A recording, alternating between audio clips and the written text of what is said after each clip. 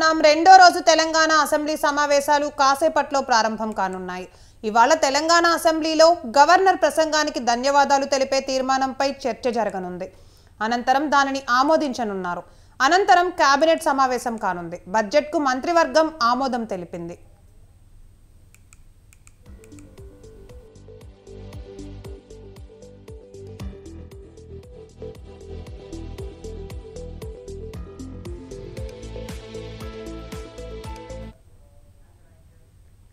రేపు అసెంబ్లీలో vote on account బడ్జెట్ను ప్రభుత్వం ప్రవేశపెట్టనుంది.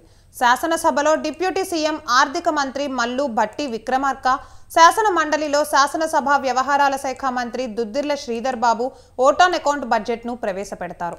ఈ నెల 11న విరామం ఇచ్చి 12న అసెంబ్లీ ఉభయ సభల్లో బడ్జెట్పై చర్చించనున్నారు. 13న బడ్జెట్ను ఆమోదించి ఇరు సభలను వాయిదా వేయనున్నారు. ఈ మేరకు శాసనసభ స్పీకర్ ప్రసాద్ కుమార్, మండలి చైర్మన్ గుత్తా సుఖేందర్ రెడ్డిల అధ్యక్షతన వేర్వేరుగా సమావేశమైన బీఏసీ సమావేశాల్లో నిర్ణయం తీసుకుంటారు.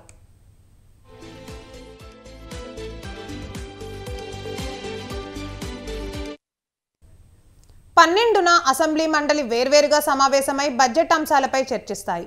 13న ద్రవ్య వినిమయ బిల్లులపై చర్చించి ఆమోదిస్తారు. దీనితో అసెంబ్లీ సమావేశాలు ముగియనున్నాయి.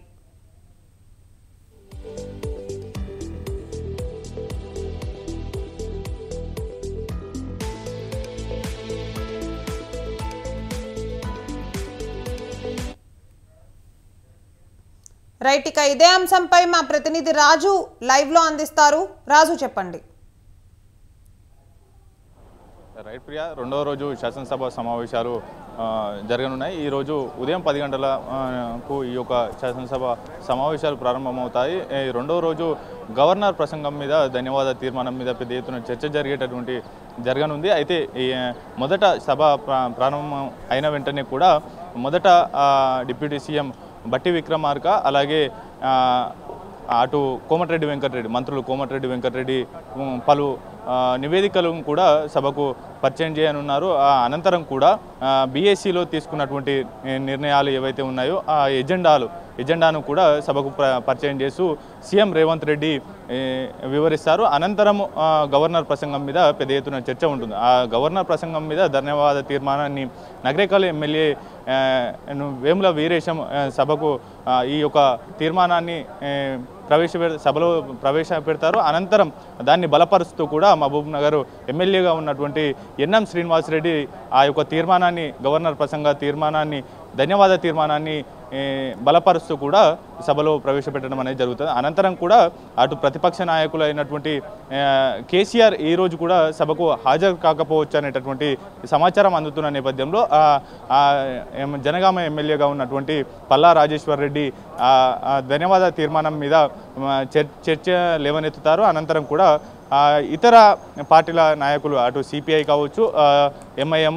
బీజేపీ నేతలు కూడా గవర్నర్ ప్రసంగం మీద చర్చ లేవనెత్తుతారు. పూర్తి స్థాయిలో ఇప్పటికే గవర్నర్ ప్రసంగంలో పూర్తి స్థాయిలో అంశాలు చేర్చలేదు అనేది కూడా బీజేపీ ప్రధానంగా లేవనెత్తుతూ ఉంది. టీఎస్పీఎస్సీలో జరిగినటువంటి అవకతవకలు కావచ్చు, పేపర్ లీకేజీలో ఇప్పటివరకు సిట్ విచారణ ఎంతవరకు వచ్చింది, దాంతోపాటుగానే మొదటి నుంచి కాంగ్రెస్ పార్టీ ఎన్నికలకు ముందు నుంచి చెప్తున్నటువంటి కాళేశ్వరం, మేడిగడ్డ అవినీతి, అలాగే కూలిపోవడం అనేటటువంటి అంశాలను కూడా ఈ యొక్క గవర్నర్ ప్రసంగంలో చేర్చలేదు అనేది కూడా బీజేపీ ఎమ్మెల్యేలు చెప్తున్నారు. మరోవైపు బీఆర్ఎస్ ఎమ్మెల్యేలు, మాజీ మంత్రి హరీష్ రావు కూడా గవర్నర్ ప్రసంగం పూర్తిగా పేలవంగా ఉంది, అందులో రానున్న రోజుల్లో ఏం చేస్తామనేది చెప్పలేరు, పూర్తి స్థాయిలో ఎక్కడి నుంచి నిధులు సమకూరుస్తారు ఏంటి అనేది చెప్పకుండా గత ప్రభుత్వాన్ని విమర్శలు చేస్తూ ఈ యొక్క కవులు రాసినటువంటి వాక్యాలను కోట్ చేస్తూ కూడా గవర్నర్ ప్రసంగాన్ని రూపొందించారు తప్ప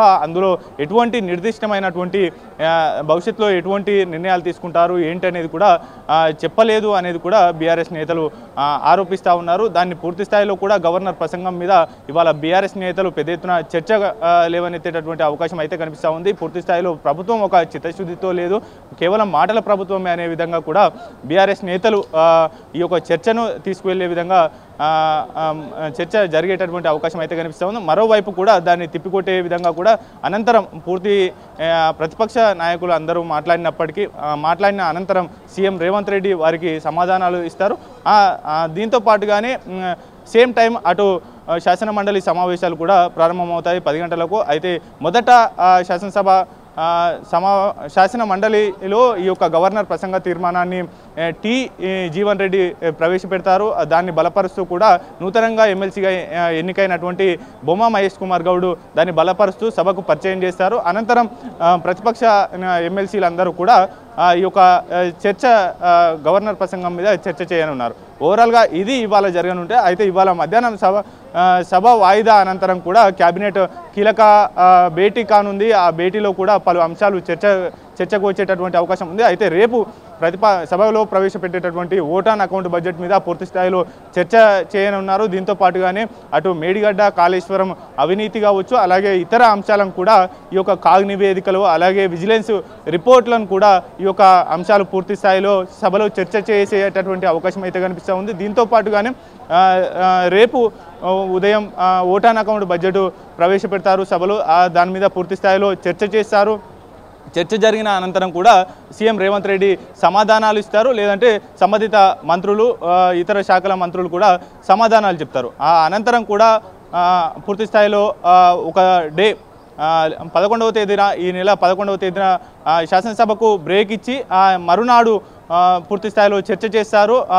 13వ తేదీన శాసనసభ సమావేశాలు ముగియనున్నాయి. ఆ రోజు ఉదయమే ద్రవ్య వినిమయ బిల్లు అంటే రానున్న రోజుల్లో ఈ ఓట్ ఆన్ అకౌంట్ బడ్జెట్ కాలపరిమితికి సంబంధించి ఎటువంటి ఆదాయం రాష్ట్రానికి రానుంది, కేంద్రం నుంచి ఎటువంటి గ్రాంట్లు రానున్నాయి, ఎటువంటి రెవెన్యూ వ్యయాలు ఉన్నాయి అనేది కూడా పూర్తి స్థాయిలో ఈ ద్రవ్య వినిమయ బిల్లులో పొందుపరుస్తారు. దాని మీద సుదీర్ఘంగా చర్చ జరిగనుంది. అయితే ఇదే టైంలో అటు కేఆర్ఎంబీకి కృష్ణానది మీద అవుట్లెట్లను పూర్తి స్థాయిలో బోర్డుకు అప్పచెప్తారు అనేటటువంటి వార్తలు వస్తున్న నేపథ్యంలో అటు ప్రతిపక్ష అధికార పక్షాల నడుమ పెద్ద ఎత్తున మాటల యుద్ధం నడుస్తూ ఉంది.